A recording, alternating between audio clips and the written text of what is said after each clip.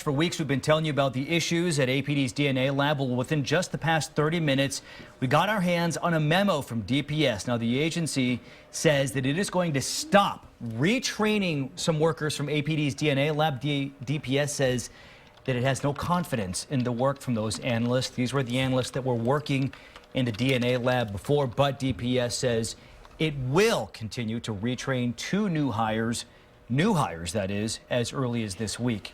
Today, Travis County commissioners are going to learn new details about the growing problems at that DNA lab and also what to do with it and the thousands of cases that are now in question. There are so many layers. In our ongoing KXAN investigation, we showed you how the county and the city want to hire two experts.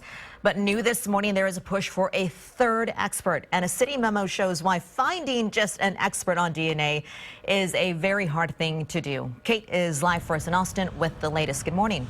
Good morning. Well, we talked to Travis County Judge Sarah Eckhart about what she is going to be telling commissioners today. She says the county wants to hire a look-back expert with scientific expertise to look at the credibility of the procedures and the evidence that's been used since 2004. Now, the look-forward expert would require someone who understands best practices from a management perspective, and finally, a legal analyst for the cases that have already been tried. Now, whoever gets hired for these positions has a long road ahead of them. Judge Eckhart says she thinks it's going to take at least 5 years to identify all of the issues and work through them in the criminal justice system. So hiring this expert, she says, is extremely important. The very first step is to get this legal sufficiency analysis, because we need to know to what cases the DNA evidence was crucial. So that's the very next step.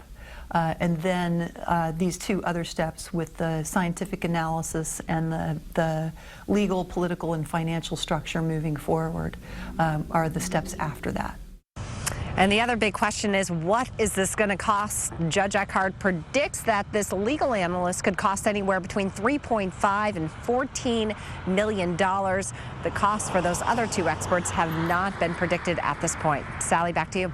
Okay, let's give you some background here, because we know it's a lot to take in, but it's an important investigation that impacts public safety. The Texas Forensic Science Commission did this audit into APD's lab, and it found a number of disturbing issues. We broke down those key items for you found in the audit so that you know exactly what we're talking about here. The report found 2 instances of contamination, DNA contamination. One involved the brutal rape and kidnapping of a woman who was walking along 4th Street. There was also concerns of expired materials that the analysts were using when they were testing, in some cases, sexual assault cases. Also, concerns of internal policies and equipment quality concerns. There's another revelation that included the use of protocols in the lab that are generally accepted or not accepted by the scientific community. Actually, they said scientists were using a method to analyze DNA that was scientifically invalid.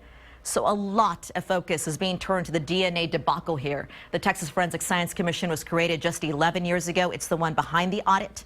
One of the state lawmakers instrumental in forming the commission reacted to his concerns with APD's DNA lab, and he is calling for a significant change. We reached out to State Senator Juan Chuy Hinojosa. He sent us a statement saying that he's concerned about the lab not following those proper methods and says, quote, "It is imperative that when we charge a person with a crime, that we don't end up with a wrongful conviction and put an innocent person in jail. It is equally important to ensure accurate forensic analysis so that victims can receive justice. I suggest we move towards separating forensic science labs from law enforcement to operate independently so that the labs can focus solely on their responsibility." That's exactly what they did over in Houston after their lab struggled for a very long time with a large number of backlog cases similar to APD's and wrongful convictions out of their lab. For the last 2 years, Houston has been running an independent lab. The city of Austin is considering a move with Travis County to partner up on the same idea.